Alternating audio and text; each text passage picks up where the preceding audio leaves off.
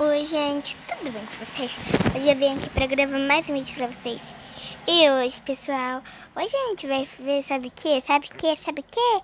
Hoje a gente vai ver como salvar um barco. Vai ver como como salvar um barco. Tipo, se você quiser ele pra sempre, é só você deixar ele ali, né, no lugar. Vai. Vamos ver. Finge que eu quero esse barco, eu vou fazer um barco aqui. Eu queria fazer um círculo gigante, mas não vai dar. Que pena, porque eu tenho muita pouca coisa. Já catuna, perfeito. Meu banquinho vai ficar aqui. No meio, meu banquinho vai ficar no meio.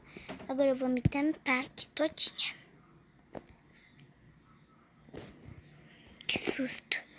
Gente, achava que eu já tava navegando lá. Já ia pra navegar. Ah, gente, não tá bonita desse jeito? Ai, que linda. Eu sou a mais linda desse jeito. Eu não sabia que eu tinha 4, achava que eu tinha 3, mas não fazer o quê? Tá, eu vou colocar uma tocha aqui em cima. O menino tava comigo, como assim? Ô, gente, ele já tem esse barco, tá? Nossa, sério, eu tô muito brava com ele. Não acredito, eu vou tirar ele do time. Será que eu posso tirar ele do time? Ah. Falei, espera. Espera. Ah, eu acho que foi. Eu coloquei 3 espera. Tá, gente. Aí você vai ter que colocar assim, né? Que do jeito que você quiser. Você vai ter que construir seu barco. Aí, gente, tá vendo esse negocinho aqui, ó? Você vai ter que vir nele. Esse do barco que eu circulei. Tá vendo esse negocinho aqui? Eu circulei. Você vai ter que apertar nele.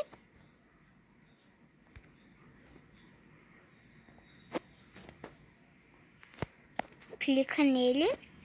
E aí você coloca o nome dele. Vai, quero. VV, o nome desse é VB. Aí pronto, ó. Vai sair. Aí é só, né, fazer o negócio. Então, gente, esse foi o vídeo. Espero que vocês tenham gostado. Clique no gostei, se inscreva no canal e tchauzinho. Até o próximo vídeo.